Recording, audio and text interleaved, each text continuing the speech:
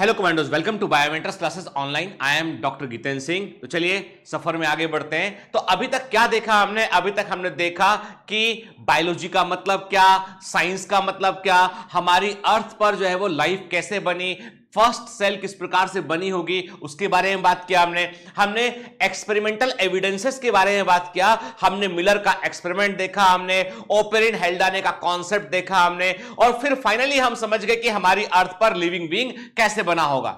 ठीक है, फिर हमने क्या देखा? हमने देखा कि लिविंग और नॉन लिविंग में क्या फर्क होता है। तो हमने कहा कि लिविंग बीइंग में कुछ हमको प्रॉपर्टीज देखने मिलती है जिसके बारे में हम पढ़ रहे थे। मैंने आपसे कहा था कि दो कैटेगरी है इन प्रॉपर्टीज की। एक को हमने कहा प्रॉपर्टीज ऑफ लिविंग बीइंग्स, दूसरे को बोला हमने defining properties of living being.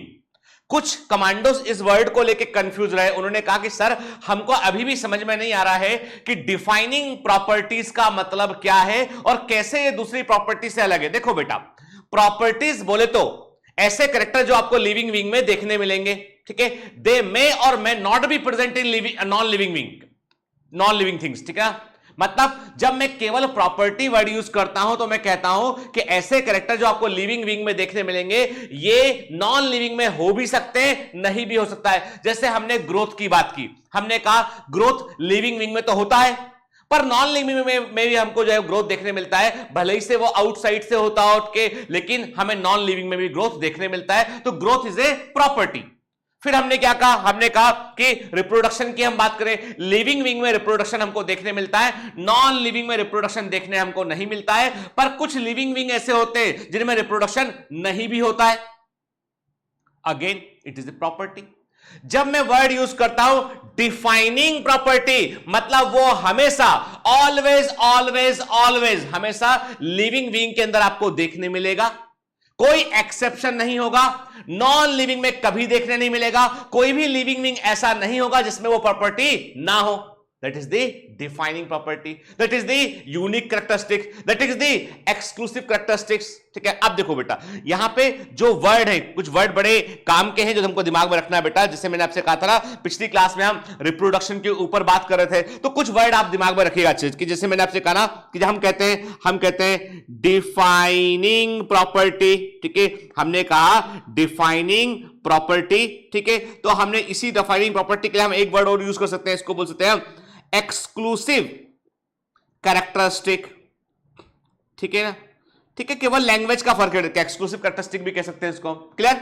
ठीक है ना? तो पिछली क्लास में हमने क्या समझा था? हमने कहा था कि जो मेटाबॉलिज्म है, जो उपापचय है, वो क्या है? वो मेटाबॉलिज्म की जब बात करें हमने क्या देखा था? हमने कहा था कि जो मेटाबॉलिज्म है, उपापचय है, वो डिफाइनिंग प्रॉपर्टी होती है लिविंग बीइंग की। मैंने कहा था जीवित जीवों की सबसे इंपॉर्टेंट प्रॉपर्टी जिसका कोई भी एक्सेप्शन नहीं है और जो कभी नॉन लिविंग में देखने नहीं मिलेगी वो है मेटाबॉलिज्म। क्लियर? कहां बात खत्म किया था हमने पिछली बार क्या देखा था? हमने कहा था कि सभी plant, animal, fungi, microbe metabolism को शो करते हैं, नो एक्सेप्शन के। जितनी भी सेल के अंदर केमिकल रिएक्शन होती है उन सब का योग कहलाता है मेटाबॉलिज्म कहलाता है। केमिकल बनते हैं, एनाबॉलिज्म, केमिकल टूटते हैं, कैटाबॉलिज्म। और मैंने आपको बताया भी था कि एनाबॉलिक प्रोसेस जो होती है जनरली वो एंडरगोनिक प्रोसेस होती है। तो आप मुझे बताएंगे, एक काम सौंप रहा हूं आपको, आंसर करना है। ठीक है, आपको बताना है व्हाट इज एंडरगोनिक प्रोसेस। ठीक है, एंडरगोनिक प्रोसेस क्या होता है बेटा? ठीक है, और एक्सरगोनिक प्रोसेस क्या होता है? इन दोनों के मतलब आप बताएंगे। क्या आप बोलोगे सब कब डिस्कस किया आपने? तो मैंने आपका एमसीक्यू डिसेक्शन करके मैंने टेस्ट का एक्सप्लेनेशन लिया था और वहां मैंने इस पर डिस्कस किया हुआ ऑलरेडी। ठीक है, तो मैंने क्या कहा बेटा आपसे कि जो एंडरगोनिक प्रोसेस है वो क्या होता है, एक्सरगोनिक प्रोसेस क्या होता है, ये मैं आपको एक बार बतला चुका हूं। अब मेरे कमांडोज मुझे इसका जवाब देंगे कि सर क्या होता है। ठीक है ना? क्लियर? थोड़ा तो यार इंटरेक्शन करना पड़ेगा आपस में, ऐसे कैसे काम चलेगा? नहीं तो यदि ये वीडियो है, ऑनलाइन क्लासेस है, इसका मतलब ये नहीं है कि वन वे कम्युनिकेशन है, इसमें आपको भी एक्टिव रहना पड़ेगा। There must be two way communication. ठीक है ना? क्लियर? अब मैंने क्या कहा था? मैंने आपको कहा था कि एक मेटाबॉलिक रिएक्शन जो होती है उसको हम सेल फ्री मीडियम में लेबोरेटरी में करने की कोशिश करते हैं, लेकिन इट मस्ट बी आइसोलेटेड। ये आइसोलेटेड होगी, जबकि सेल के अंदर जो मेटाबॉलिक रिएक्शन चलती है वे आइसोलेटेड फॉर्म में नहीं होती है। उस हर केमिकल का अपना एक, ध्यान से मेरी बात सुनना, हर केमिकल का अपना एक टर्न ओवर होता है। टर्न ओवर बोले तो वो केमिकल बनता है, कुछ समय तक बना रहता है, फिर दूसरे किसी केमिकल में कन्वर्ट आता है। ठीक है, तो वो केमिकल के बनने से लेकर उसके कंज्यूम होने तक का जो टाइम पीरियड है वो उसका टर्नओवर है, कितनी जल्दी वो खर्च हो रहा है केमिकल। ठीक है, तो सेल के अंदर there are lots of molecules जो जिनका आपस में टर्नओवर चलता रहता है। ठीक है ना, तो एक दूसरे में वो कन्वर्ट होते रहते हैं। जैसे हम क्रैब साइकिल की बात करें, छोटी क्लास में पढ़ा होगा आपने कि रेस्पिरेशन में क्रैब साइकिल होता है। तो क्या हुआ, मैंने कहा कि भाई जो है वो सिट्रिक एसिड बना, आइसोसिट्रिक एसिड बना, सिस एकोनिटिक एसिड बना, आइसोसिट्रिक एसिड बना के देन हम क्या बोलते हैं, हम कहते हैं ऑक्सोलोसक्सिनिक एसिड बना, अल्फा कीटोग्लूटरिक एसिड बना, देन सक्सिनाइल कोएंजाइम ए बना, सक्सिनाइल कोएंजाइम से सक्सिनिक एसिड बना, सक्सिनिक एसिड से फ्यूमेरिक एसिड बना, फ्यूमेरिक एसिड से मैलिक एसिड बना, देन ऑक्सोलो एसिटिक एसिड बना। ये पूरा क्रैब साइकिल चलता रहता है। तो केमिकल बनते हैं और आगे कंज्यूम होने लगते हैं वक्त के। तो मतलब यह है कि एक आइसोलेटेड मेटाबॉलिक रिएक्शन को आप ये नहीं बोल सकते हो कि वो लाइफ है। हां, आप ये बोल सकते हो कि वो लिविंग के अंदर वो देखने मिलती है। It may be a living reaction, it may be a living reaction जो लिविंग ऑर्गेनिज्म में आपको देखने मिलती है, but it is not life, it is not life के। ये स्टेटमेंट बड़े काम के, ये दोनों स्टेटमेंट एसर्सन रीजन में पूछे आते हैं। देखो बेटा, अभी तक चूंकि जब ये रिकॉर्डिंग चल रही है तब तक जो है वो आपका नीट 2020 का एग्जाम नहीं हुआ है, और इसलिए हमको नहीं मालूम है अभी तक कि नीट 2020 में वो चूंकि एम्स को पहली बार जो है वो नीट के साथ क्लब किया गया है, तो एसर्सन रीजन पूछेंगे या नहीं पूछेंगे। लेकिन बेस्ट तरीका ये अपने कॉन्सेप्चुअल क्लैरिटी के लिए और अपने आप को बेहतर अंडरस्टैंडिंग देने के लिए बेस्ट तरीका ये कि हम कुछ एसर्सन रीजन के क्वेश्चन लगाते हुए चले बेटा। ठीक है ना, क्लियर? चलिए, अब एक बात तो हम समझ गए कि मेटाबॉलिज्म जो है वो लिविंग ऑर्गेनिज्म में हमको देखने मिलता है। आप देखिए, सिंपल सी बात है, कोई भी मेटाबॉलिक प्रोसेस को यदि ऑपरेट करना है, ठीक, कोई भी मेटाबॉलिक प्रोसेस को यदि ऑपरेट करना है तो सिंपल सी बात यह है कि हमको एक सिस्टम की रिक्वायरमेंट होगी। सिस्टम बोले तो एक ऐसा जगह जहां पर सभी केमिकल रिएक्शन चल रही हो। मेरी बात ध्यान सुन के, there must be a compartment, एक जगह होना चाहिए जहां पर सभी रिएक्शंस एक साथ चल रही हो, है ना, तो ही आप जो है वो सभी रिएक्शन को एक साथ चला पाएंगे और लाइफ को बना पाएंगे। चलिए एक काम करते हैं, आज चावल बनाते हैं। ठीक है, मतलब आज खाने में सोचा कि चलो एक बार करते हैं, राइस कुक करके देखते हैं, चावल पका के देखते हैं। तो क्या किया हमने थोड़े से चावल लिए, एक कप में चावल लिया हमने, चावल को हमने एक बर्तन में डाला, एक जगह रख दिया हमने, दूसरा बर्तन में हमने पानी लिया, उसको हमने दूसरे कमरे में रख के आ गए, तीसरे कमरे में हमने जाके जो है वो गैस को जला दिया। क्या किया हमने, यानी किचन में गैस को जला के आए, चावल को उठा के बेडरूम में रख दिया और पानी को उठा के रख दिया हमने लिविंग रूम में, ड्राइंग रूम में जहां बैठते हैं हम लोग, वहां रख दिया। मम्मी ने पूछा क्या किया बेटा, चावल बना रही हूं, ये चावल बना रहा हूं। अच्छा बेटा कैसे बनाया, मैंने किचन में गैस ऑन कर दिया, ठीक है, बेडरूम में मैंने चावल रख दिया, लिविंग रूम में पानी रखा हुआ है, ये तीनों कर लेंगे रिएक्शन आपस में, हो जाएगा सिस्टम पूरा।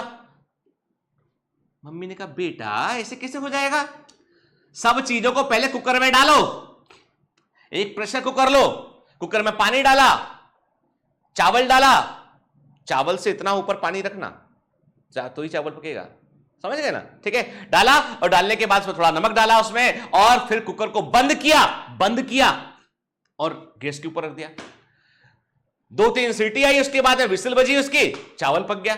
आप बोलोगे सर इसका संबंध क्या साइट्रस इससे, भाई देखो इसका संबंध यह है इससे कि आपने कुकर के अंदर सारे सामान को रखा और आपने उसको जो है वो एक प्रोसेस करने के लिए आपने उसको गैस के ऊपर रख दिया कि भाई चावल को पका दो, ठीक है। जस्ट इमेजिन, जीवन को बनाए रखने के लिए, लाइफ को बनाए रखने के लिए you need a set of chemical reaction, आपको रासायनिक अभिक्रियाओं के एक श्रृंखला की आवश्यकता होती है। You need a matrix of chemical reactions, आपको रासायनिक अभिक्रियाओं के एक जाल की रिक्वायरमेंट होती है जिसमें कि तमाम, life is all about different kind of chemical reactions running inside the cell, that is the life only. मैंने बताया था आपको एग्जांपल देके कि एक पैरासिटामॉल की गोली से जो है वो बुखार उतर जाता है, इतनी सी बड़ी पॉइजन की एक गोली से आदमी मर सकता है। कैसे, वो केमिकल है, आपकी बॉडी में भी केमिकल है, केमिकल इंटरेक्शन होगा, सिस्टम को फेल कर देगा, मेटाबॉलिक रिएक्शन को रोक देगा, आदमी मर जाएगा। आई बात समझ में, ठीक है। इसका मतलब यह हुआ कि when you want to operate life, जब आप एक जीवन को चलाना चाहते हैं, आप चाहते हैं कि एक लाइफ की प्रोसेस वहां पे ऑपरेट हो, मेटाबॉलिक रिएक्शंस ऑपरेट हो, तो you need a compartment, you need a compartment, एक जगह की रिक्वायरमेंट होगी आपको कि यू नीड ए कंपार्टमेंट के, और इस कंपार्टमेंट में सारे के सारे केमिकल्स होंगे, सारा एनर्जी इसके अंदर प्रोसेस हो रहा होगा, सारा मेटाबॉलिक रिएक्शन इस कंपार्टमेंट के अंदर चल रहा होगा, जैसे कि कुकर के अंदर सब कुछ चल रहा था, वैसे कंपार्टमेंट की रिक्वायरमेंट है, ठीक है ना। तो ये कंपार्टमेंट है, ये क्या काम करेगा, ये एक जगह प्रोवाइड करेगा। और सबसे बड़ी बात क्या है, कुकर ने क्या काम किया, कुकर की आपने जो है वो बंद कर दिया कुकर को आपने, तो उसने बाहर का जो एयर प्रेशर था उसकी तुलना में अंदर भाप बन रही है, भाप का प्रेशर बन रहा है, हीट प्रोड्यूस हो रही है और उससे चावल पक रहा है। क्या कुकर के अंदर का मीडियम और बाहर का मीडियम एक समान है? आप बोलोगे नहीं, क्योंकि कुकर के अंदर आपने जो क्या किया, आपने उसको हीट पे रखा, आपने उसको आग पे रखा हुआ है, अंदर उसमें जो है वेपर्स बन रही है, हाई प्रेशर में वेपर्स बन रही है, और उन वेपर्स के साथ चावल पक रहा है अंदर, ऐसा ही हो रहा है ना, अंदर सब कुछ उबल रहा है कुकर के अंदर, ये पकते, सोचें आप, इमेजिन करें, है कि नहीं। मतलब क्या बाहर का मीडियम जो हम बाहर जहां हैं और वहां कुकर के अंदर का मीडियम एक समान है? नहीं है। क्यों नहीं है? क्योंकि वो एक सेपरेट कंपार्टमेंट है, इसको हमने एक कंडीशन प्रोवाइड कर दी है। हमारी जो लिविंग सेल्स होती हैं वो भी अपने अंदर का एक डिफरेंट सेटअप बना के रखती हैं जो बाहरी इन्वायरमेंट से अलग होता है। मतलब देखिए, नॉन लिविंग और लिविंग में दैट मे बी पॉसिबिलिटी कि केमिकल्स एक समान हो, लेकिन chemical composition, set of chemical reactions ये लिविंग में डिफरेंट होती हैं, यूनिक होती हैं। क्लियर? इसका मतलब ये हुआ कि we need a compartment to run the metabolic process, ठीक है ना, और इसीलिए रिक्वायरमेंट होती है सेल की। अब सेल क्या है? सेल है compartment, nothing, cell is a compartment, एक ऐसा कंपार्टमेंट जहां पर जीवन की सभी प्रोसेस ऑपरेट हो रही होती है, that is cell, that is the functional unit of life. Cell is a functional unit of life, जीवन की सभी क्रियाएं इसके अंदर चल रही है। हर सेल जो है उसको अपने आप को जीवित रखना पड़ता है। Smallest unit of life is cell, functional unit of life is cell. Cell बोले तो कोशिका, कोशिका बोले तो एक कंपार्टमेंट जिसके अंदर सारी मेटाबॉलिक रिएक्शन चल रही होती है। Clear? And this compartment is considered as life, living, क्योंकि इसके अंदर मेटाबॉलिक रिएक्शंस ऑपरेट हो रही होती हैं। ठीक है, ये मैंने कहा एक सेल है। ठीक है, सेल को, और सेल जो होती है वो पूरी बॉडी को बनाने के लिए एक ब्रिक के समान काम करती है, एक ईंट के समान काम करती है। तो हम बोलते हैं cell is the structural unit, it is also the structural unit of life. Living organism के, जीवित जीवों की जो है वो हम कहते हैं लिविंग ऑर्गेनिज्म की जो फंक्शनल यूनिट है, ठीक है, जो स्ट्रक्चर यूनिट है वो सेल है। जैसे आपने बचपन में ये जो ब्लॉक्स दिखाई पड़ रहे हैं आपको इमेज में, तो ऐसे ब्लॉक्स से आपने खेला है, लेगो ब्लॉक्स बोलते हैं आजकल इनको। लेगो एक बड़ी कंपनी है, इस तरह के ब्लॉक्स बनाती है, और अमेरिका में लेगोलैंड भी है जहां पर जो इस तरह के ब्लॉक्स का से बड़ा सा उन्होंने जो एक अम्यूजमेंट पार्क बनाया हुआ है। तो हम क्या देख रहे हैं कि छोटे छोटे ब्लॉक्स को जोड़कर आपने क्या किया, आपने एक पूरा का पूरा मकान, आपने एक स्ट्रक्चर तैयार कर दिया आपने। वैसे ही होता है कि सेल्स के मिलने पर टिश्यू बनते हैं, टिश्यूज के मिलने पर ऑर्गन बनते हैं, ऑर्गन्स के मिलने पर ऑर्गन सिस्टम बनता है, देन ऑर्गन सिस्टम क्या करता है बेटा, वो जो है वो ऑर्गेनिज्म को बनाता है। ठीक है, क्लियर? बात समझ में हमको आई? आगे बढ़ते हैं इसमें हम। ठीक है,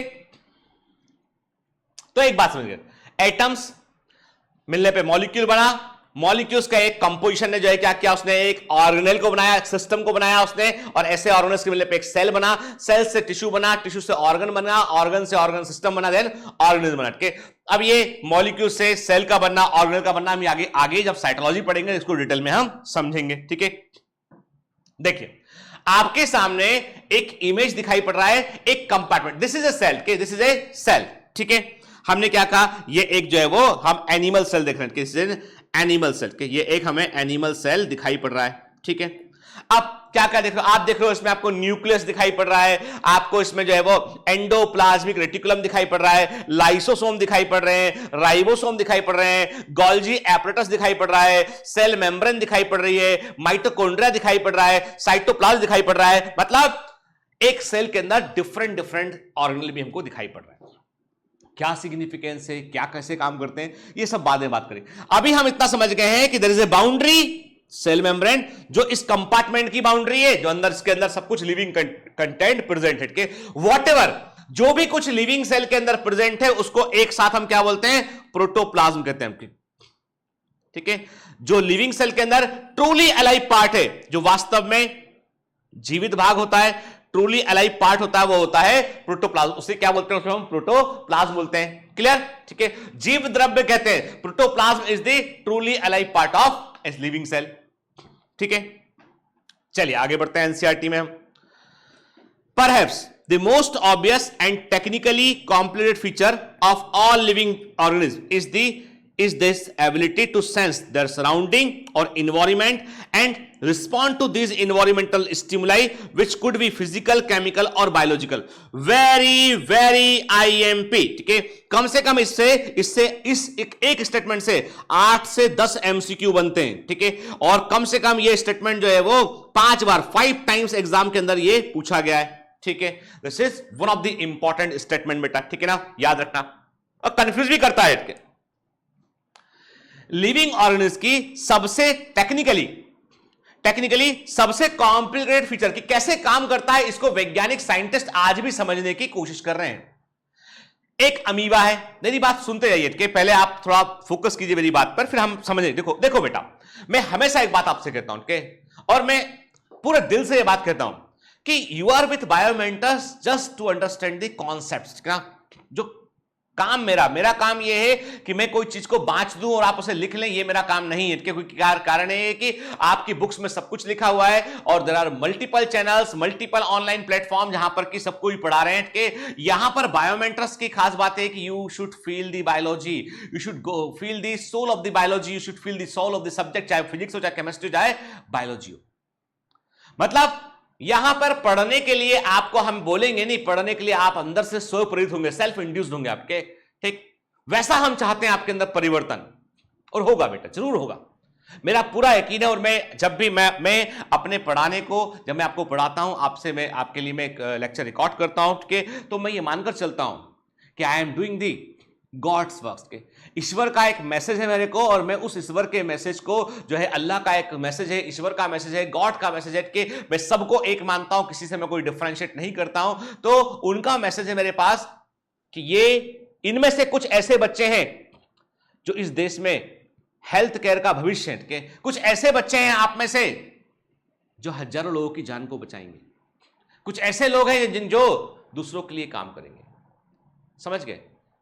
तो मैं गॉड के मैसेज से, अल्लाह के मैसेज से, ईश्वर के मैसेज से आपसे कनेक्ट होने की कोशिश करता हूं, और मैं चाहता हूं कि वही सोल टू सोल कनेक्शन मेरे आपके बीच में रहे हमेशा। ठीक है, जो बाकी लोग नहीं समझ पाएंगे, जाने दो उनको, नहीं समझ पा रहे, जो समझ गया बस वो पार कर गया, जितनी बाधाएं थी उनको वो पार कर गया। चलिए अभी मैं आपको एक बात कहता हूं कि सबसे हमेशा कहते हैं कि सबसे कॉम्प्लिकेटेड फीचर जो है लिविंग ऑर्गेनिज्म का, वो ये है कि वो अपने इन्वायरमेंट को सेंस कर सकते हैं, पता चल जाता है उनको। अमीबा एक यूनिसेल्ड प्रोटोजोआ है, अमीबा एक यूनिसेल्ड प्रोटोजोआ है, उसको यह मालूम चल जाता है कि मेरे आसपास फूड प्रेजेंट है। It can sense the chemical को सेंस करता है, और जैसे फूड पास होता है तो ये उसको इनगल्फ करता है, उसको खा जाता है अपनी बॉडी के अंदर। स्यूडोपोडिया बड़ा करेगा, अंदर इनगल्फ करेगा उसको और खा लेगा उसको के, और पचा लेगा। क्या इसके पास ब्रेन है? नहीं, एक यूनिसेल्युलर ऑर्गेनिज्म के इसके पास इस बात की मेमोरी भी है। आप बोलोगे सर मेमोरी तो मतलब तो लिविंग बड़े लोगों का कैरेक्टर है, तो ह्यूमन बींग्स का, वर्टिब्रेट्स का नहीं। मेमोरी बायोलॉजी में आप जब मेमोरी वर्ड यूज करते हैं तो ये साइकोलॉजी से, न्यूरोलॉजी से डिफरेंट है। मेमोरी का मतलब है कि this cell is having the previous experience कि ये वाला केमिकल जो है फूड है, एंड दिस केमिकल इज जैसे मान लीजिए अभी देखा गया एक्सपेरिमेंट कि यदि आपने मीडियम में कहीं पे आपने टॉक्सिन डाल दिया, पॉइजन डाल दिया, तो अमीबा यदि प्रेजेंट है तो अमीबा उस टॉक्सिन से दूर हटने की कोशिश करेगा वो। लेकिन आपने वहां पे जो है वो शुगर मॉलिक्यूल डाल दिया, आपने कुछ फूड मॉलिक्यूल डाल दिया आपने, तो उसके पास आने की कोशिश करेगा। मतलब it have the memory for the chemical की इसको उससे लेना है, इसको नहीं लेना है। ठीक है, and this is the all about, यही तो फैसिनेटिंग है। साइंटिस्ट कहते हैं कैसे मालूम चला इसको, एक सिंगल सेल को। अब आपकी बॉडी में, अब देखो, आप एग्जांपल देखो, व्हाइट ब्लड कॉर्पसेस होते हैं, WBC होते हैं। हमारी बॉडी में एक इन्फेक्शन हुआ, एक बैक्टीरिया आ गया, बैक्टीरिया अंदर आ गया, बैक्टीरिया को जैसे डब्ल्यूबीसी ने देखा कि अच्छा बेटा तुम बैक्टीरिया हो, हमको बीमार करने आए, हमारे सिस्टम को पूरे को, ये हमारी गैलेक्सी है, ये जो है हमारा शरीर हमारी डब्ल्यूबीसी के लिए क्या है, वही सबका घर है, सब कुछ है। बोलता नहीं, हमारे शरीर को तुम बीमार नहीं कर सकते हो, हम तुमको खा जाएंगे। ठीक है, डब्ल्यूबीसी ने फेगोसाइटोसिस किया, खा लिया बैक्टीरिया को, खत्म, कहानी खत्म। कैसे मालूम चला? उसने आरबीसी तो खाया नहीं, हमारी बॉडी में तो इतनी सारी सेल्स है, डब्ल्यूबीसी ने बाकी किसी को तो खाया नहीं, केवल उसको खा लिया। They can identify the chemical tags, they can communicate through the chemical tags.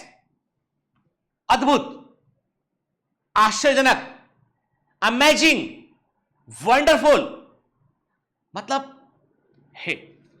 तभी तो एनसीईआरटी ने साफ साफ कह दिया कि भैया ऐसा है, हमसे ज्यादा उम्मीद मत करना, हम साफ साफ बोल रहे हैं ये कॉम्प्लिकेटेड फीचर है।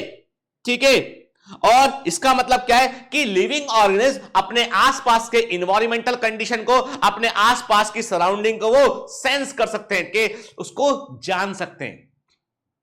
अमीबा करंट को पहचान लेता है कि करंट का फ्लो कहां हो रहा है, ठीक है, हटने की कोशिश करता है इलेक्ट्रिकल फील्ड से, मैग्नेटिक फील्ड से हटने की कोशिश करता है। मतलब आप सोचिए कि ये बिहेवियर जो है एक यूनिसेलुलर ऑर्गेनिज्म भी शो करता है। मतलब ये जब आप बोलते हो इन्वायरमेंट वर्ड इस्तेमाल करते हो, मतलब all the physical surrounding, temperature, heat, और जो भी इसको अफेक्ट कर सकता है वो सब कुछ जो है वो महसूस करता है लिविंग ऑर्गेनिज्म, उसके अकॉर्डिंग वो रिएक्ट करता है। And what is the meaning of A stimuli? जब हम एक वर्ड यूज करते हैं स्टिमुलस, हिंदी में बोलते हैं इसको हम उद्दीपन। इसका मतलब क्या है? It's a kind of thing, change. It is a change in the energy, it is a change in the heat, it is a change in the pressure, any kind of change that brings an organism to react, जिसके लिए कोई react करे वो stimulus है। यदि आप react नहीं करते हैं तो वो स्टिमुलस है। देखिए मैं आपको कहता हूं कि एक बात, अब देखो यहां से एक जिंदगी का एक लेसन निकल के सामने आता है। आपको पूरी लाइफ में ऐसे कई सारे लोग मिलेंगे जो आपको इरिटेट करेंगे, स्टिमुलस का काम करेंगे आपका, आप यदि नॉर्मल हैं, अच्छे मेंटल हेल्थ में हैं, मोटिवेटेड है, तो आपको वो डीमोटिवेट करने की कोशिश करेंगे। पढ़ रहे हैं मेडिकल के लिए, ऑनलाइन क्लास अटेंड कर लिया आपने, पढ़ना शुरू किया, आपका दोस्त जो नहीं पढ़ रहा है वो 2-4 दिन बाद आया, क्या चल रहा है आजकल तेरा? अरे मैं क्लास कर रहा हूं। दिखा तेरा रजिस्टर, देखिएगा, देख के लग रहा है उसको किसने तो अच्छे से नोट्स बना रहा है, अच्छे से पढ़ रहा है। अरे कहां यार, ऑनलाइन से नहीं होता है, तू तो एक काम कर, वो XYZ ज्वाइन कर, क्योंकि वो 70-80 हजार रुपया, लाख रुपया की फीस भर चुका है वो। अब उसको लग रहा है टेंशन कि भैया ये मैं तो लाख दे चुका, अब ये तो जो है 10-5 हजार रुपए, 400-500 रुपए महीने में जो है, और वो भी ना दे तो भी कोई फर्क नहीं पड़ता, कि ये तो वैसे पढ़ रहा है। ऐसा ना हो कि पता चला इसका सिलेक्शन हो गया और मेरा सिलेक्शन नहीं हुआ, तो मेरे पिताजी तो मेरी चौराहे पर जो है वो बारात निकाल देंगे। तो वो चाहता है कि भैया जो मेरा होगा ना वही तेरा होना चाहिए, तू मुझसे आगे नहीं निकलना चाहिए। तो वो आके आपको बोलेगा नहीं होता, ठीक, ये कैसे नो, ये क्या लिखा तूने, ये तो हमको ऐसे बताया। अब आप हो गए, आपको स्टिमुलस आ गया, आप हो गए डेविएट, अरे बाप रे, कहीं ऐसा तो नहीं है मैं गलत कर रहा हूं। बस जैसे ही आपने सोचा उसका तो काम बन गया, वो निकल लेगा चुपचाप से, ठीक है भाई मैं जाता हूं। अब आपका दिमाग टेंशन में आ गया, पूरे समय हिलता रहा दिमाग आपका कि क्या हो गया, मैंने क्या कर लिया, मैंने गलत तो नहीं कर लिया, ये क्या है, ये क्यों है। मैं केवल बायोमेट्रिक्स की बात नहीं कर रहा हूं, जिनको भी आप ट्रस्ट करो उनकी बारे में बात कर रहा हूं, ठीक। तो ये जो चीज है ना, ये ही तो व्हेनेवर अब आपने उसका स्टिमुलस रिसीव ही नहीं किया, आपने रिस्पॉन्ड ही नहीं किया, आपने बात ही खत्म हो गई। देयर इज नथिंग, जब तक आप एक स्टिमुलस को स्टिमुलस नहीं बोलेंगे, जब तक कि उससे रिस्पॉन्स ना आ जाए। मैं कहता हूं यदि कोई चीज स्टिमुलस है तो उसका रिस्पॉन्स आना चाहिए, और यदि वो स्टिमुलस रिस्पॉन्स नहीं आ रहा है तो वो स्टिमुलस ही नहीं है, सब स्टैंडर्ड स्टिमुलस है। ये दिमाग में डाल लेना अच्छे से बात के, जब तक रिस्पॉन्ड ना आए उस चीज का वो स्टिमुलस नहीं है, और जैसे रिस्पॉन्ड आया वो स्टिमुलस है। नर्वस सिस्टम में बात करेंगे इस बारे में, ठीक है ना, मजेदार चीज। बायोलॉजी जिंदगी के इतने सारे किस्से सिखाती है हमको, जो सेल करती है वही अपनी असली जिंदगी में यदि हम अप्लाई कर देना, मजा आ जाएगा, ठीक है। चलिए, अभी मैंने क्या कहा आपसे, अब ये जो इन्वायरमेंटल स्टिमुलाई है वो फिजिकल, केमिकल, बायोलॉजिकल किसी भी फॉर्म में हो सकते हैं, ठीक है। तो अब हमारे पास कंक्लूजन ये निकला कि लिविंग ऑर्गेनिज्म की सबसे complicated and technically complicated property, सबसे अधिक जो है वो एडवांस प्रॉपर्टी है उनका अपने इन्वायरमेंट को सेंस करना एंड उसके लिए वो उस स्टिमुलस का जवाब देना। ठीक है, और स्टिमुलस के जवाब देने को हम बोलते हैं इरिटेबिलिटी। इरिटेबिलिटी के तो इरिटेबिलिटी का मतलब क्या होता है? इरिटेबिलिटी का मतलब होता है कि to respond the stimulus, stimulus का जवाब देना, उससे हम इरिटेबिलिटी कहते हैं। क्लियर? चलिए, अब आप बोलेंगे सर क्या दिखा रहे हो ये? जस्ट सी, ये क्या है? ये आपके ब्रेन के अंदर की तस्वीर है। ये आपका ह्यूमन ब्रेन के अंदर का नेटवर्क है। इसको हम यहां पे देख रहे हैं कि ये, और जो चमकता हुआ दिखाई पड़ रहा है आपको, जो आपको जो है वो जो चमकते हुए डॉट्स दिखाई पड़ रहा है, ये सब इलेक्ट्रिक करंट है जो फ्लो हो रहे हैं इस समय। किस समय? इस समय जब आप मेरा लेक्चर देख रहे हैं, इस समय ये करंट सारा का सारा पाथवे ये चल रहा है, देख रहे हैं आप? एग्जैक्टली इस समय, बिल्कुल दिए गए समय पर, इस यूनिट टाइम में, I am not teaching physics, ठीक है, इस समय में क्या हो रहा है आपके दिमाग में, आपको मैं दिखाता हूं। देखिए, पहले तो एक चीज देखिए कि ये जो अमीबा है, देखिए आप इस एनिमेशन को देखिए, फिर हम वापस ब्रेन पे लौट के आते हैं, है ना? देखो, एनिमेशन को हम शुरू से देखते हैं। देखिए, ये फूड मॉलिक्यूल प्रेजेंट है, ये फूड मॉलिक्यूल प्रेजेंट है के अमीबा ने इसको कैप्चर किया। देखिए, कैप्चर किया इसको और कैसे पकड़ लटके, एक यूनिसेल अमीबा फूड मॉलिक्यूल को पहचान रहा है और उसको उसने इनगल्फ कर लिया उस लटके, और उसके बाद उस फूड को वो पचाने की कोशिश कर रहा है वो लटके। तो देखें आप, तो आप क्या देख रहे हैं? आप देख रहे हैं कि ये अमीबा कैसे ग्रो किया और उसने फूड को, पूरा फूड उसने कैप्चर कर लिया, पकड़ लिया उसने, ठीक है ना? ये है कि अपने फूड को सेंस किया और उसको इनगल्फ किया, ठीक है। और बिल्कुल सेम इस समय जब मैं आपसे बात कर रहा हूं, ये मैंने आपको एनिमेशन दिखाया, आपके दिमाग में क्या हो रहा है? What is going inside your brain, के your brain is responding in this way. आप बोलोगे क्या सबूत है इस बात का? क्या एविडेंस है कि ऐसा ही हो रहा है ब्रेन के अंदर? EEG, इलेक्ट्रोएन्सेफेलोग्राफ, ठीक है, ये ब्रेन की इलेक्ट्रिकल एक्टिविटी को रिकॉर्ड करने वाली मशीन होती है। और आप इसे यदि इसको लगा दें, अभी मैं इस समय यदि आपके ब्रेन में लगाऊं, इस समय मैं यदि आपके ब्रेन में EEG को लगाऊं, तो आपको ऐसी इलेक्ट्रिकल एक्टिविटी का पूरा सेट देखने मिलेगा आपको। सेम टाइम ये मेरे अंदर भी हो रहा है, आपके अंदर के सेम टाइम मैं पढ़ा रहा हूं, मुझे इंफॉर्मेशन रिकॉल करके आपको बतानी है, आपको इंफॉर्मेशन रिसीव करनी है कि I am at the delivering end, you are at the receiving end. तो ये ब्रेन के, हमारे ब्रेन के अंदर ऐसा हो रहा है बेटा, ठीक है। चलिए एक काम करते हैं, थोड़ा अंदर जाकर, ब्रेन में थोड़ा अंदर जाके देखते हैं हम, ठीक है। चलिए अंदर गए ब्रेन के, अरे बड़ा भारी जाल है, कि बड़ा भारी नेटवर्क है ब्रेन के अंदर। आप देखिए कि कैसे न्यूरॉन, कैसे इलेक्ट्रिकल करंट जो है वो मूव कर रहा है आपके, और वो पहुंच रहा है आगे न्यूरॉन तक, ठीक है, देख रहे हैं आप? This is the electrical, and ये पूरा जाल नेटवर्क है जिसके अंदर जो है इलेक्ट्रिकल इंपल्सेस करंट जा रहा है, ठीक। और यदि एक सिंगल न्यूरॉन की बात करें तो इस प्रकार से एवरीथिंग है। देखिए आप क्या सोच रहे हैं इस समय, आप जो सुन रहे हैं, आपके मेरी आवाज जो है आपके कान, ईयर से आपके जो है वो एक्सटर्नल ईयर, देन क्या हुआ, देन हुआ मिडिल ईयर, इंटरनल ईयर तक पहुंची। वहां से क्या हुआ, वहां से जो है वाइब्रेशन क्रिएट हुए, साउंड के वाइब्रेशन जो थे उनने क्या किया, अंदर के फ्लूइड को हिलाया। उस फ्लूइड के अंदर फिर क्या, ऑर्गन ऑफ कॉर्टाई प्रेजेंट है, ऑर्गन ऑफ कॉर्टाई पे कुछ हेयर्स निकले हुए हैं, वो हेयर्स मूवमेंट किए तो उससे action potential electric current generate हुआ। वो इलेक्ट्रिक करंट ईयर से कहां गया, वो ब्रेन के उस हिस्से में गया जहां पर ईयर कनेक्ट होता है थ्रू द ऑडिटरी नर्व। एक नर्व ने इलेक्ट्रिक इंपल्स को ब्रेन तक लेके गया, ब्रेन ने रिसीव किया कि अच्छा क्या बोला, क्या साउंड क्या है, साउंड की फ्रीक्वेंसी को, साउंड की डेप्थ को एनालाइज किया, और फिर उसको भेज दिया ब्रेन के उस हिस्से में जहां पर आपको आपका लैंग्वेज का सेंटर है। यहां पे आप समझ पा रहे हैं कि डॉक्टर गीतेंद्र बोल क्या रहे हैं, है ना? मैं कौन हूं, मुझे आपने पहचाना, मेरी आवाज को पहचाना, और मैंने जो बोला उस सेंटेंस का मतलब पहचाना आपने ब्रेन के एक हिस्से में, ठीक है। फिर ब्रेन का एक हिस्सा और गया, यहां पे उसको कहा कि भैया ये इंफॉर्मेशन काम की है, पैकेट बना के मेमोरी में रख लो इसको। एट द सेम टाइम देखो, मेमोरी को पैकेट बना के रखा हमने, केमिकल इंफॉर्मेशन गई, इलेक्ट्रिकल, साउंड, वाइब्रेशन, इतना सारा घट रहा है साथ में। ये जो लेक्चर सुन रहे हो ना, तो बहुत सारी घटनाएं एक साथ घट रही है यहां पे, समझ रहे हैं बात को, ठीक। तो अब क्वेश्चन आता है कि व्हाट इज स्टिमुलाइट, के things that cause an organism to perform an activity और टू स्टार्ट अ रिएक्शन, के जो वो चीज वो कारण या वो चीज जिससे कि एक ऑर्गेनिज्म रिस्पॉन्ड करता है, स्टिमुलस का जवाब देता है, उसे हम स्टिमुलाई कहते हैं, उस चीज को हम स्टिमुलाई कहते हैं। ठीक है, जैसे हमने कहा कि सनलाइट है, लाइट एक तो आएगी पौधे के पास, तो पौधा लाइट की तरफ जो है वो ग्रो करेगा। जो पौधे आप पाते हैं कि कई सारे फल जो है मौसमी होते हैं, अब इसे बारिश होने लगी है, आम का मौसम चला जाएगा थोड़े दिन बाद। अभी आपको जो मैंगो दिखाई पड़ रहे हैं ना, जो रूम के टूर में आपने मैंगो देखे थे ना, वो अब खत्म हो गया। अब इसके बाद मैंगो नहीं आएंगे बॉम्बे के अंदर, बहुत कम मिलेंगे।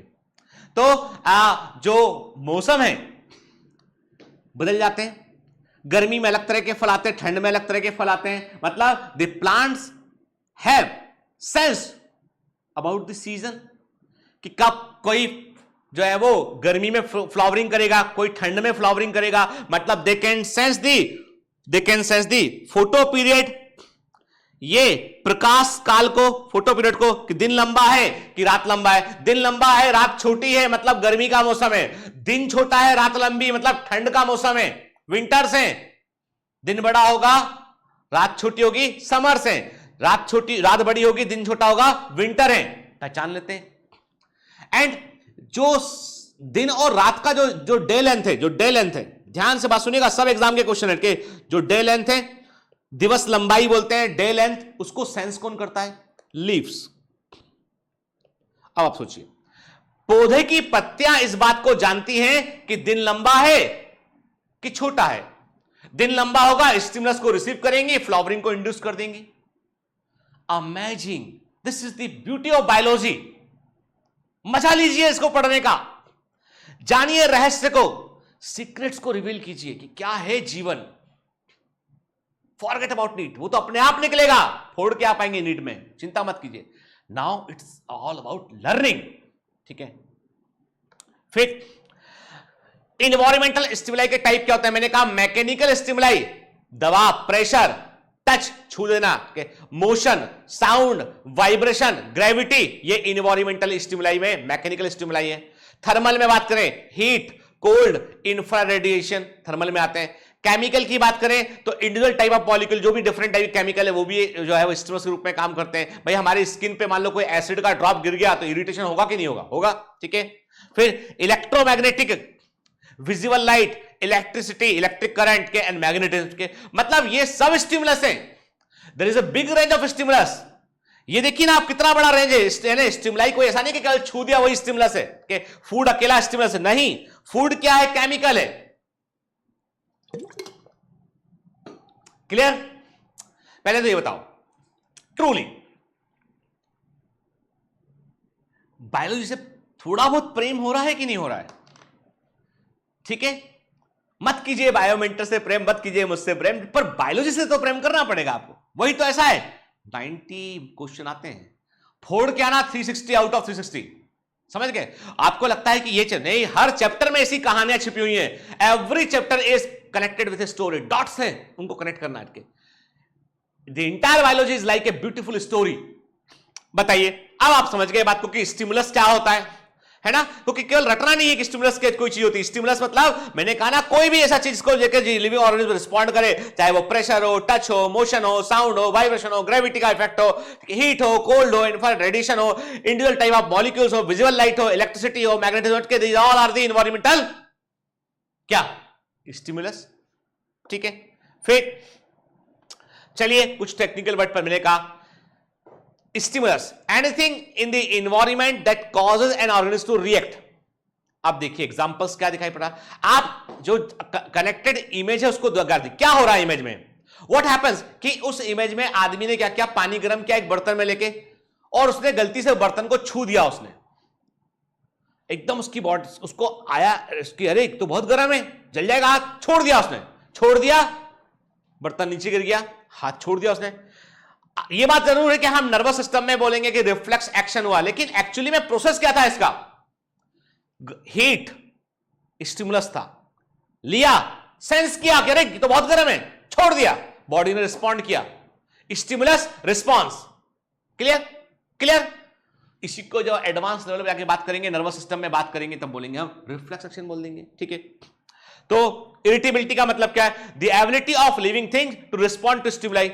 ठीक है, जो भी स्टिमुलस है उसका उसके जवाब देने की क्षमता, उसकी जो एबिलिटी जवाब देने की, उसको क्या होता है, इरिटेबिलिटी कहते हैं हम।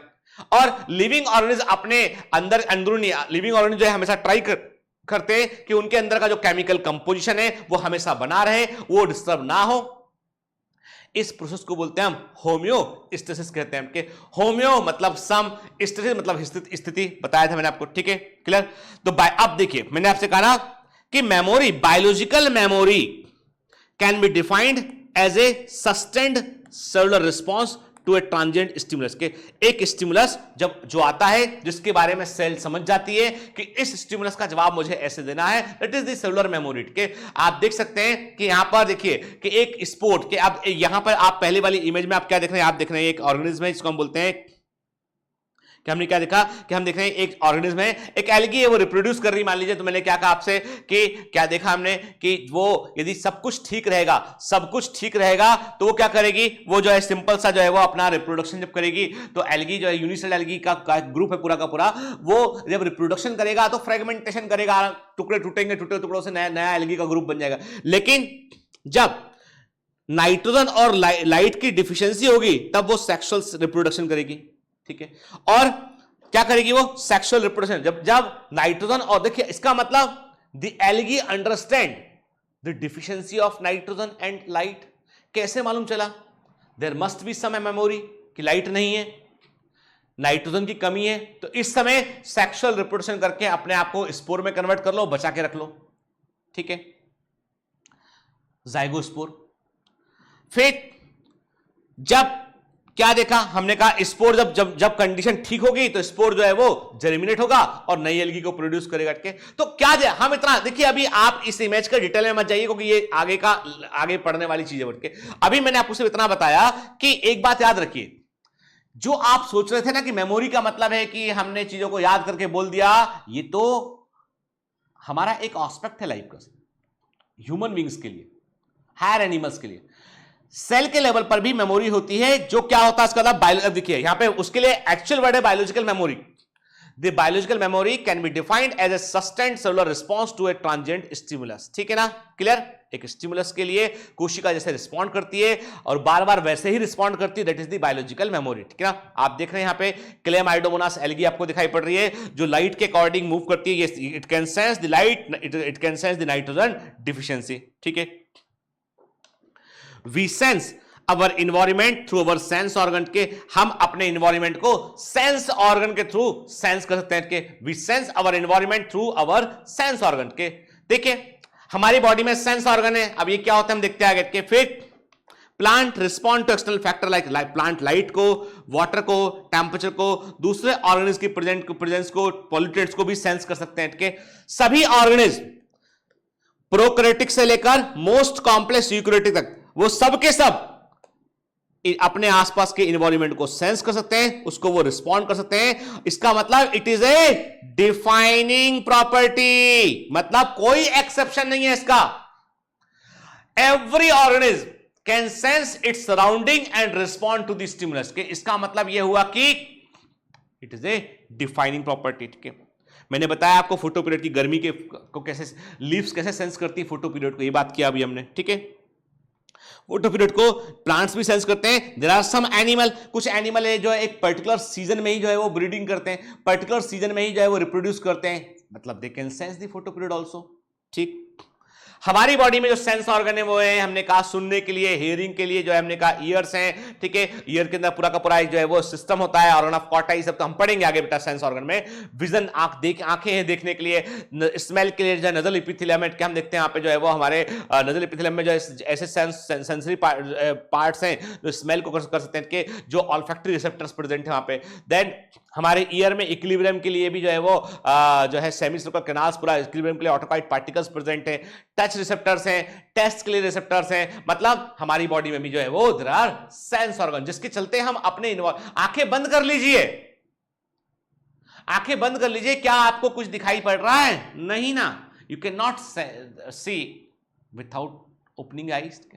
कान बंद कर लेंगे सुनाई नहीं पड़ेगा, ठीक है ना। तो मतलब ये कि हमारा जो सेंस ऑर्गन, जो हमारे सेंस ऑर्गन है, वो सेंस ऑर्गन जो है हमको अपने आसपास की कंडीशन से वो अवेयर रहते हैं। चलिए अभी आप पढ़ रहे हैं, पढ़ते पढ़ते क्या हुआ कि आपने टेबल पे हाथ रखा और एक चींटी आपके हाथ पे चलने लगी, आपने देखा और हटा दिया। एक मच्छर पास आके बैठा आपने उसको हटा दिया। क्यों? आपने फाइन टच को भी आपने सेंस कर लिया। तो आपकी बॉडी पूरी की पूरी जो है वो अपनी पूरी बाउंड्री का ध्यान रखती है थ्रू दी सेंस ऑर्गन, कहां पर क्या हो रहा है। ठीक है, क्लियर? आप देख सकते हैं जो आपको मैंने कहा देखने की प्रोसेस बताया मैंने। तो देखो बेटा, मैं आपको लिविंग वर्ल्ड में सब कुछ नहीं पढ़ा रहा हूं, मैं केवल बता रहा हूं connections. Biology is all about connections की किस चीज का संबंध कहां पर है। तो हमने कहा कि जैसे हम आई को देख रहे हैं, तो आई में आप देखो कि इसमें लेंस भी प्रेजेंट है इसके अंदर के, लाइट अंदर आएगा, लाइट अंदर रेटिना पे पहुंचेगा, रेटिना उसको सेंस करेगा, रेटिना क्या करेगा, वो लाइट एनर्जी को वो केमिकल एनर्जी में कन्वर्ट करेगा और वो इलेक्ट्रिकल एनर्जी में कन्वर्ट करेगा। और वो इलेक्ट्रिकल सबसे पहले क्या, वो लाइट जो है एक्शन पोटेंशियल जनरेट करेगा। ठीक है, एक केमिकल जनरेट हुआ, उससे फिर इलेक्ट्रिकल करंट प्रोड्यूस होगा और electrical current through the optic nerve brain तक पहुंचेगा। ठीक है, ये सारा खेल है। केमिकल कन्वर्जन होता है, लाइट एनर्जी आएगा, रोडोप्सिन रिएक्ट करेगा उसको, के और रिएक्ट करने पे क्या होगा, एक्शन पोटेंशियल जनरेट होगा। अब आप बोलोगे सर एक्शन पोटेंशियल क्या होता है, बार बार आपने ये वर्ड यूज किया। एक्शन पोटेंशियल तब सेल जो, कोई भी सेल जो होती है किसी चीज को सेंस करती है तो उसकी मेम्ब्रेन पर कुछ इलेक्ट्रिकल परिवर्तन होते हैं। मेम्ब्रेन कुछ इंफॉर्मेशन को रिसीव करती है, तो मेम्ब्रेन की पोलरिटी, ऐसा बोलते हैं कि मेम्ब्रेन का इलेक्ट्रिकल पोटेंशियल जो है बदल जाता है और उससे सेल को अंदर मालूम चलता है कि बाहर क्या हो रहा है। कोई तो तरीका लगाना पड़ेगा ना।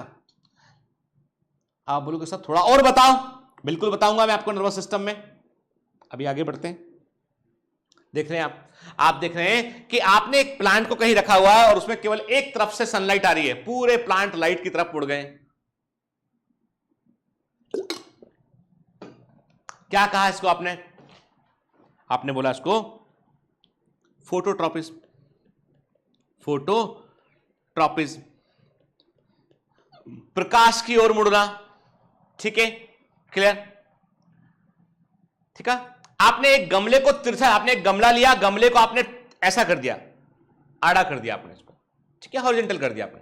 अब क्या हुआ, प्लांट ग्रो कर रहा था। प्लांट पहले ग्रो किया और प्लांट क्या हुआ, प्लांट ऊपर की ओर बढ़ गया। देखिए वो समझ गया गमला उल्टा है, प्लांट समझ गया गमला उल्टा रख दिया है बॉस ने। क्या हमारा जो बॉस है वो गड़बड़ आदमी है, गमला टेढ़ा रख के चला गया। ठीक है, प्लांट ने ऊपर ग्रो करना शुरू कर दिया। It can sense the gravity. देख रहे हैं आप।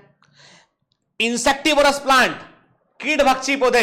इंसेक्टिवरस प्लांट आपको वहां देखने मिलते हैं जहां पर नाइट्रोजन डिफिशिएंट सॉइल होती है, जहां मिट्टी के अंदर नाइट्रोजन कम होता है, वहां पे आपको इंसेक्टिवरस प्लांट देखने मिलते हैं। और ये प्लांट कीड़ों को पकड़ते हैं, डाइजेस्ट करते हैं और उससे उसके नाइट्रोजन को निकाल लेते हैं और यूज कर लेते हैं, क्योंकि जमीन में नाइट्रोजन नहीं है। सोचो, प्लांट कीड़े पकड़ के खा रहा है, इंसेक्टिवस प्लांट। आप बोल रहे हो सर सीधा बंदर क्यों नहीं पकड़ लेते? अरे एक बार जिंदगी में एक बार बंदर पकड़ लिया, खाते रहो बैठ कर आराम से, छोटा सा पौधा हो तो नहीं, उतना प्रोटीन नहीं मिलेगा उसमें जितना कीड़े के पास है। इंसेक्ट क्या जाओ एक्सोस्केलेटन काइटिन से बनाता है, उसमें इंसेक्ट की बॉडी में प्रोटीन जो है वो हाई लेवल में होता है। ठीक है, chitin is a nitrogenous polysaccharide, easy to digest also for these plants. तो वो इंसेक्ट को पकड़ना भी आसान है। अब बंदर पकड़ने के लिए कितना बड़ा ट्रैप लगाना पड़ेगा उसको। छोटा सा इंसेक्ट था, ऐसा खुला, सुंदर सा, और बड़ा जो उस इंसेक्ट को बड़ा जो है वो कंफ्यूज करता है। सुंदर सा हिस्सा दिखाई पड़ेगा, एक सुंदर सा ड्रॉप दिखाई पड़ेगा, चमक रहा होगा वो ड्रॉप। इंसेक्ट सोचेगा कुछ फूड है, पहुंचेगा, इस ड्रॉप को टच किया, पूरा का पूरा ये पकड़ लेगा, धीमे धीमे, पता भी नहीं चलेगा, आएगा और फट से बंद कर लेगा। मैं दिखाऊंगा आपको आगे कैसे होते हैं जब हम पढ़ेंगे इसको। इंसेक्टिवस प्लांट कीड़ा पकड़ लेते हैं, डाइजेस्टिव जूस को रिलीज करेंगे, पचा लेंगे, नाइट्रोजन निकाल लेंगे। कैसे सेंस किया? इंसेक्ट को सेंस कर लिया।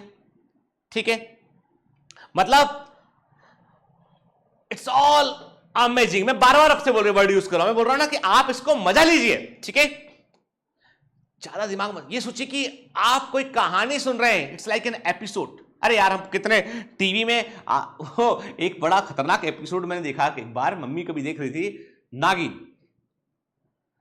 उसमें इच्छाधारी नागिन होती है, इच्छाधारी नेवला होता है, इच्छाधारी मोर होता है। मैंने कहा भाई नागिन तक तो चलो सुनी थी कहीं ना कहीं कहानी, ये तो मोर भी आ गया, नेवला भी आ गया, सब कुछ इच्छाधारी हो गया।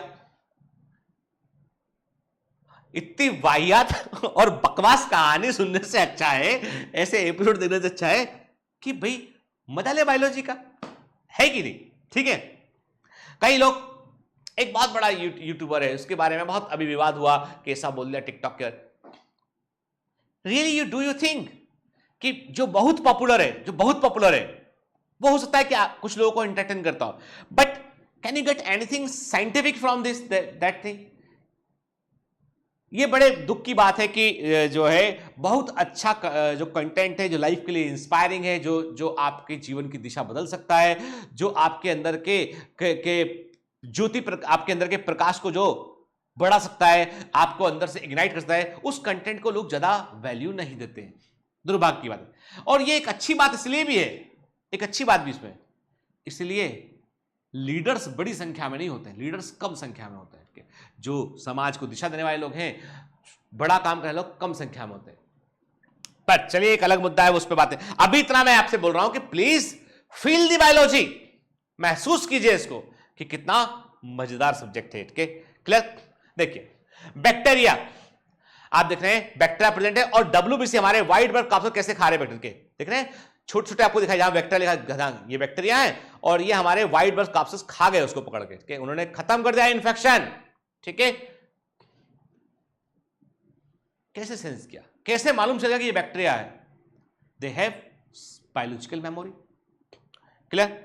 फिर देखिए हम देखते हैं कि हमारी सेल में यदि हम देखें तो उसमें जो है वो तरह मेम्ब्रेन, सेल मेम्ब्रेन जो है उसके through molecules, ions, particle move करते हैं, बाहर निकलते हैं। Cell membrane is the boundary जो डिसाइड करती है क्या केमिकल अंदर आएगा, क्या केमिकल अंदर से बाहर जाएगा। ठीक है, मतलब मेम्ब्रेन को भी ये बात पता है। और आपको बता दूं, cell membrane is a living part, cell membrane living हिस्सा होता है, सेल वॉल नहीं बोल रहा मैं, सेल मेम्ब्रेन बोल रहा हूं। Cell membrane is a living part. Clear? तो इसका मतलब ये हुआ all organism handle chemicals entering their body, सभी जीवित जीव जो होते हैं उन केमिकल्स को हैंडल करते हैं, उनको समझ पाते हैं जो बॉडी के अंदर आते हैं। के तो अपनी, इसका मतलब है सभी जीवित जीव जो है वो अपनी सराउंडिंग से अवेयर होते हैं। के ह्यूमन बीइंग एकमात्र ऑर्गेनिज्म है, मनुष्य एकमात्र ऐसा जीव है जो सेल्फ कॉन्शियस है। देखो बेटा, कॉन्शियसनेस अलग चीज है,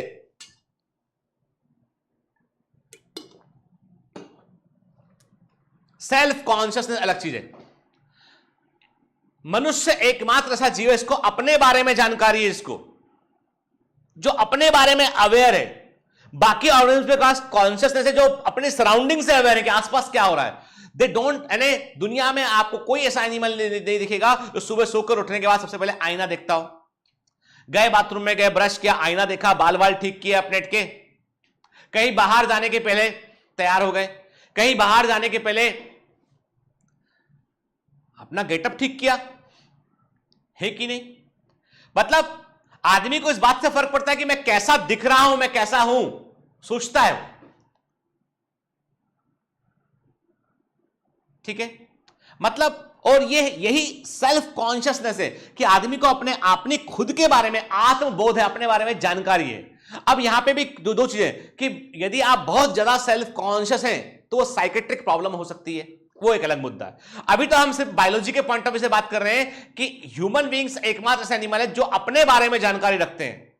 दे आर सेल्फ कॉन्शियस। के कॉन्शियसनेस तो हर लिविंग के अंदर प्रेजेंट है, पर सेल्फ कॉन्शियस केवल ह्यूमन बीइंग में प्रेजेंटेड। के तो इसका मतलब कॉन्शियसनेस, चेतना बोलते हैं हिंदी में इसको बेटा, चेतना या कॉन्शियसनेस के, ये डिफाइनिंग प्रॉपर्टी होती है लिविंग ऑर्गेनिज्म की। जब ये मनुष्य के लिए इसकी हम बात करते हैं तो कॉन्सेप्ट थोड़ा सा डिफिकल्ट हो जाता है। कैसे? मैंने कहा ना कि बहुत सारे हम लोग जो है वो स्टॉप नोटिसिंग में, वो सोचते हैं कि लोग मुझे देख रहे हैं, दे आर सेल्फ अवेयर। क्यों नहीं लगता कि मैं देख रहा? कई बार क्या होता है कि आदमी को हमेशा, कुछ लोगों के दिमाग, आपको बता दूं बैठ के, बिल्कुल मैं डॉक्टर उसके अकॉर्डिंग बात करता हूं, देयर आर फ्यू पीपल जिनके दिमाग में हमेशा आता है कि कोई मुझे वॉच कर रहा है या कोई मुझे मेरा पीछा कर रहा है, मैं ठीक नहीं हूं, कोई लगातार मुझे वॉच कर रहा है, मेरे पर नजर रखा है। के ये होता है सेल्फ कॉन्शियसनेस का एकदम हायर लेवल, जो साइकेट्रिक प्रॉब्लम भी बन सकता है। इट इज नॉट, ये यहां डिस्कस करने की बात नहीं है। अभी इतना आपको याद रखना है केवल कि सेल्फ कॉन्शियस, कि अपने बारे में जानकारी रखने का फीचर सेल्फ कॉन्शियसनेस जो है वो केवल ह्यूमन बीइंग में होती है। ठीक है, कॉन्शियसनेस हर लिविंग बीइंग में होती है। ठीक है, अब एक छोटा सा मैंने न्यूज़पेपर का कटिंग आपसे शेयर कर रहा हूं, टाइम्स ऑफ इंडिया का न्यूज है। World's oldest comatose patient Aruna Shanbaug dead. बड़ी बुरी घटना थी ये, बॉम्बे की घटना है, King Edward Memorial Hospital KEM hospital की बात है कि एक नर्स थी, उस नर्स के ऊपर सेक्सुअल असॉल्ट किया और ड्यूरिंग सेक्सुअल असॉल्ट एक जो अपराधी था उसने उसके गले में जो है वो कुछ जो है वो कपड़े से कहीं से उसका गला घुटने की कोशिश की। तो वो नर्स मरी तो नहीं वो, लेकिन उसके जो सप्लाई था, ऑक्सीजन सप्लाई ब्रेन को इतना कम हो गया कि ब्रेन डेड हो गया, वो कोमा में चली गई वो। ठीक, और उसको, चूंकि वो हॉस्पिटल की नर्स थी, बड़ी अच्छी नर्स थी वो उठ के, और ये बड़ी दुर्भाग्यपूर्ण घटना थी और बहुत बहुत पुरानी बात है ये। बात है तकरीबन आप समझ लीजिए कि 1946 से लगभग 46 साल हुआ इस घटना को। ठीक, हाँ, इतनी पुरानी बात है ये। ठीक, मतलब हाँ, 46 47 ईयर हुआ। इतनी पुरानी बात है कि हुआ ये कि इसको जो है वो उस असॉल्ट के दौरान चोट लगी इसको, और उसके चलते इसका ब्रेन जो है वो डेड हो गया, कोमा में चली गई उठ के। और इसको जो है, क्योंकि बहुत सारी नर्सेस थी और ये बड़ी फेवरेट नर्स थी इनको, और हॉस्पिटल ने की भी जिम्मेदारी थी, इसको रखा उन्होंने कि भाई कभी शायद कोमा से बाहर आ जाए। दुनिया की सबसे अधिक लंबे समय तक कोमा अवस्था में रहने वाली ये पहली पेशेंट थी। फाइनली उनकी फिर एक दिन डेथ हो गई के 66 साल की उम्र में। जब वो घटना घटी थी वे काफी यंग थी, और जब उनकी डेथ हुई वो 66, मतलब पूरा जीवन कोमा की अवस्था में गुजर गया।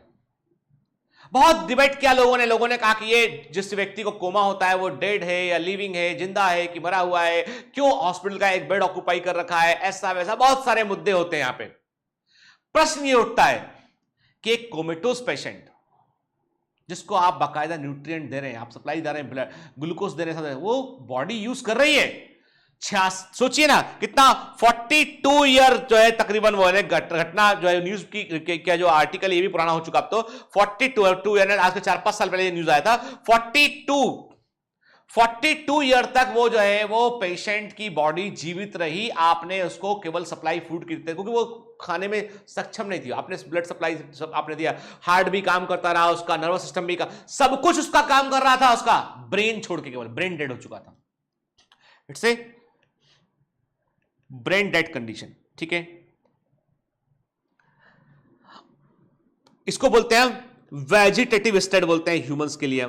ठीक है, आप बताइए क्या एक व्यक्ति इसको कोमा है वो जीवित है कि मृत है, वो लिविंग है कि डेड है, वो बड़ा प्रश्न है। ठीक है, we observe patient lying in coma in hospital virtually supported by machines and which replace heart and lungs sometimes के the patient is otherwise brain dead, the patient has no self consciousness, कोई सोच चेतना उसमें नहीं होती है, नहीं समझ पाता आसपास क्या उसके हो रहा है, कौन देखा है, उसको कुछ नहीं मालूम चल रहा पेशेंट को। के ऐसे पेशेंट कई बार जो है वो क्या वापस नॉर्मल लाइफ में आ पाते हैं, लिविंग है कि नॉन लिविंग है। देखिए, यदि ब्रेन डेड हो गया है there is zero chance, no chance, zero, no chance, brain dead हो गया है, आप जो है वो व्यक्ति को वापस लेके नहीं आ सकते आपके, उसका बॉडी हो सकता है उसका हार्ट काम करा। तो ऐसे पेशेंट का जनरली इंडिया में क्या करते हैं कि यदि ब्रेन डेड पेशेंट हो गया तो उसके घर वालों को बतलाते समझाते हैं कि देखो पेशेंट का ब्रेन डेड हो चुका है, अब ये नहीं जीवित हो पाएगा। क्या करें? दो तरीके, मशीन का सपोर्ट निकाल देंगे, व्यक्ति मर जाएगा। ब्रेन डेड हो गया तो अपने से खुद से फूड ले पाना, सब चीजों को मैनेज कर पाना वो नहीं कर पाएगा, हार्ट लंग मशीन लगा हुआ है, सपोर्ट कर रहा है बॉडी को। या फिर तरीका नंबर 2 ये कि भाई हार्ट और लंग्स का काम कर रहा है तो आप साइन कर दो कागज पे, हम किसी ऐसे पेशेंट जिसको हार्ट की रिक्वायरमेंट है उसको हार्ट लगा देंगे, किडनी लगा देंगे किसी दूसरे में के, तो आपका जो व्यक्ति है उसकी बॉडी के पार्ट किसी दूसरे के शरीर में आकर जीवित रहेंगे। वो बहुत सारे लोग आजकल ऑप्ट करने लगे इस चीज को। अब ये कहना कि एक कोमा वाला व्यक्ति जीवित है या लिविंग है कि नॉन लिविंग है, ये क्वेश्चन ही गलत है। For human beings, the definition of consciousness is up to another level. मैंने कहा ना एंजाइटी खुद कहता है तो बड़े कॉम्प्लिकेट चीज है आदमी के लिए बोलना। आप बोलो केवल कॉन्शियसनेस की बात करो तो उसकी लिविंग सेल्स सारा का सारा फूड ले रही है, सब कुछ कर रही है वो। सेल्फ कॉन्शियसनेस की बात करो तो जीरो हो गया वो, ब्रेन काम नहीं कर रहा है तो बॉडी रिस्पॉन्ड नहीं कर रहा वो व्यक्ति। तो ऐसे पेशेंट को ना तो हम जो है वो लिविंग बोल सकते हैं बेटा, ना नॉन लिविंग बोलते हैं, उसको हम बोलते हैं वेजिटेटिव स्टेट बोलते हैं। वेजिटेटिव स्टेट बोलते हैं जहां से लौट के आने का संभावनाएं नेग्लिजिबल होती है, नगण्य होती है। ठीक है, the properties of tissues are not present in the constituent cell, and जो सेल्स हैं वो मिलकर टिश्यू आती हैं, तो टिश्यू की जो प्रॉपर्टी होती है वो सेल्स के पास नहीं होती है बेटा। और ऐसा इसलिए होता है कि कई सारी सेल्स मिलकर जो है कोई पर्टिकुलर काम करती है, और उस पर्टिकुलर काम के लिए जो ग्रुप ऑफ सेल होता है उसको हम टिश्यू कहते हैं। तो टिश्यू जो काम करते हैं वो अकेली एक सेल नहीं कर सकती है। फिर similarly properties of cellular organelle are not present in the molecular constant के, जिन मॉलिक्यूल से मिलकर सेल ऑर्गेनेल्स बनते हैं, जिन मॉलिक्यूल से मिलकर सेल ऑर्गेनेल्स बनते हैं उन मॉलिक्यूल में प्रॉपर्टी नहीं होती है। सेल ऑर्गेनेल जैसे माइटोकॉन्ड्रिया जो काम कर रहा है, तो माइटोकॉन्ड्रिया को बनाने वाले केमिकल्स वो काम नहीं कर सकते हैं। ठीक है ना, क्लियर। इसका मतलब यह है कि इंटरेक्शन बड़ी इंपॉर्टेंट चीज के, यानी कई बार क्या होता है कि जो प्रॉपर्टी एक अकेले की नहीं होती ना, वो कई सारे लोगों के मिलने पर बन जाती है। ठीक है, मतलब एक अकेला मॉलिक्यूल कुछ नहीं कर पाएगा पर मॉलिक्यूल का ग्रुप कुछ बना सकता है। एक अकेली सेल कुछ नहीं कर पाएगी पर सेल्स का ग्रुप कुछ क्रिएट कर सकता है। इसलिए इवोल्यूशन में सेल से टिश्यू बना, टिश्यू से ऑर्गन बना, ऑर्गन से ऑर्गन सिस्टम बना, देन कॉम्प्लेक्स ऑर्गेनिज्म बने। ठीक, ये इंटरेक्शन जो होती है ये इमर्जेंट प्रॉपर्टी होती है हायर लेवल ऑफ ऑर्गेनाइजेशन की। What is the meaning of emergent properties, मतलब ये कंटिन्यूअसली इवॉल्विंग होती है, लगातार अपने आप को वो इवॉल्व कर रही होती है कि हर बार जरूरी नहीं है कि आज जो कैरेक्टर हम ह्यूमन बींग्स में देखते हैं, आज के 20,000 साल बाद जो ह्यूमन बींग होगा उसके अंदर सेम कैरेक्टर हो सकता है 20,000 साल बाद वाला इंसान ऐसा हो कि सनलाइट में एक बार गया, जादू के समान धूप धूप अपने आप को चार्ज कर ले, खाना ही ना खाना पड़े। ठीक है, दूसरे के पास गया, टीचर के पास गया, सर बायोलॉजी, मैंने कहा बेटा आजा पास में, सिर से सिर मिलाया, ज्ञान ज्ञान ट्रांसफर, डेटा ट्रांसफर हो गया पूरा, गीतन सर के ब्रेन का पूरा डेटा का कॉपी कर लिया अंदर उस तरफ। अरे क्या मतलब, कुछ भी, मतलब आप सोच रहे हो कि ऐसा काश हो जाता, पढ़ना ही नहीं पड़ेगा। काश ऐसा होता कि एक यूएसबी केबल सर के सिर पे लगाई, एक अपने सिर पे यूएसबी केबल लगा दी, डेटा ट्रांसफर हो गया। तब भी कुछ फर्क पड़ेगा बताऊं? तब भी कुछ बच्चे ऐसे ही जो जल्दी डेटा ट्रांसफर कर लेंगे 3.0 यूएसबी पे, और कुछ ऐसे जब फाइल करप्ट हो गई वायरस से दिमाग के अंदर, तो वो पॉसिबिलिटी तब भी रहेंगी कंपटीशन की बरकरार। चलिए, तो अभी मैं इतना कह रहा हूं आपसे कि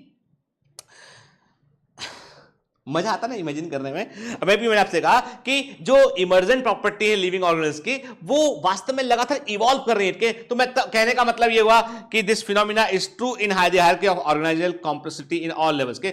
जैसे जैसे जीवों का कॉम्प्लेक्सिटी बढ़ रहा है, जैसे जैसे आप प्रोटोजोआ से एनिमलिया की ओर बढ़ रहे हैं, लगातार जीवों का कॉम्प्लेक्सिटी बढ़ता चला जा रहा है और उनके अंदर नए नए कैरेक्टर आ रहे हैं। प्लांट्स के अंदर नर्वस सिस्टम नहीं होता है, पर ह्यूमंस के अंदर वेल इवॉल्व नर्वस सिस्टम होता है। एनिमल्स में भी देखेंगे आप तो सिलेंट्रेटा में पहली बार नर्व सेल्स का फॉर्मेशन हुआ था, और आप देखिए हमारे पास तो ब्रेन है, हम सब कुछ सोच सकते हैं, क्या क्या कर सकते हैं हम। ठीक है, Therefore, we can say that living organisms are self-replicating जीवित। अब हम वापस पहुंच गए पुरानी वाली पहली डेफिनेशन पे।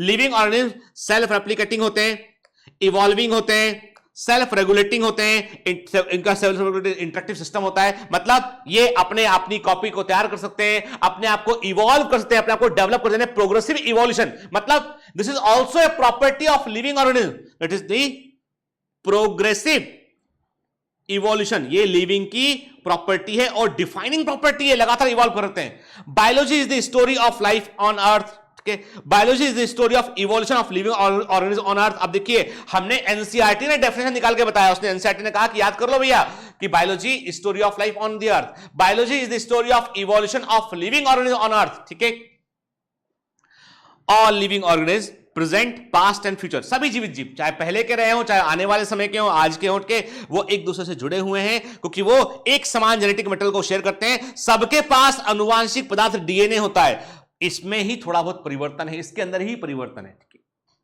आप पाएंगे जो बैक्टीरिया के अंदर जो प्रोटीन का कोड मैंने कहा कि CCC is the code for proline amino acid. क्या, तो ये बैक्टीरिया के अंदर भी एक उसी का कोड है ये, और हमारे अंदर भी कोड है।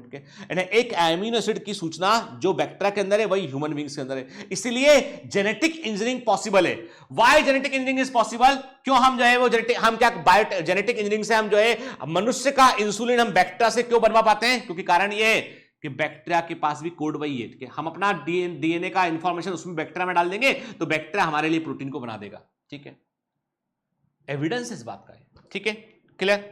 चलिए, तो कुल मिलाकर बात यह है कि यहां पर हमारा लिविंग वर्ल्ड, यहां पर हमारा लिविंग वर्ल्ड का पहला हिस्सा पूरा होता है। देखिए मैंने पहले भी कहा है, मैं 11th और 12th क्लास के लिए नहीं पढ़ाता हूं, मैं पढ़ाता हूं नीट के लिए। कि मैंने आपकी सुविधा के लिए 11th और 12th के चैप्टर साथ साथ में लिए हैं, लेकिन मैंने ऐसे लिए हैं कि अभी यहां रिप्रोडक्शन पढ़े ना आप, तो आप 12th में वही रिप्रोडक्शन पढ़ रहे हैं। ऐसे लिए हैं कि आपको पता ही नहीं चलेगा, दोनों कनेक्टेड चैप्टर चलेंगे, कि कंफ्यूजन बिल्कुल भी नहीं होगा बेटा। इसलिए जो जिन बच्चों को ये डाउट लग रहा है ना कि सर कंफ्यूजन हो जाएगा, ऐसा हो जाएगा, वैसा, दिमाग से निकाल दीजिए बेटा। मैं आप ऐसा कोई काम नहीं करूंगा जिससे कि आप कंफ्यूज हो। मैं हमेशा आपके लिए ही काम करूंगा, आपके भले के लिए ही काम करूंगा, ठीक है ना? तो अब यहां पर लिविंग वर्ल्ड का एक हिस्सा जहां पर कि लाइफ लिविंग विंग के बारे में दे रखा था वो पूरा होता है। जो बायोलॉजिकल क्लासिफिकेशन के पहले वाला जो टैक्सोनॉमी वाला हिस्सा, उसको हम थोड़ा बाद में करेंगे, ठीक है? कभी बीच में मैं क्लास लेके उसे पूरा करके फिर आगे बढ़ेंगे, क्योंकि कारण है कि जब हम टैक्सोनॉमी पढ़ेंगे तब उसकी जरूरत पड़ेगी हमको।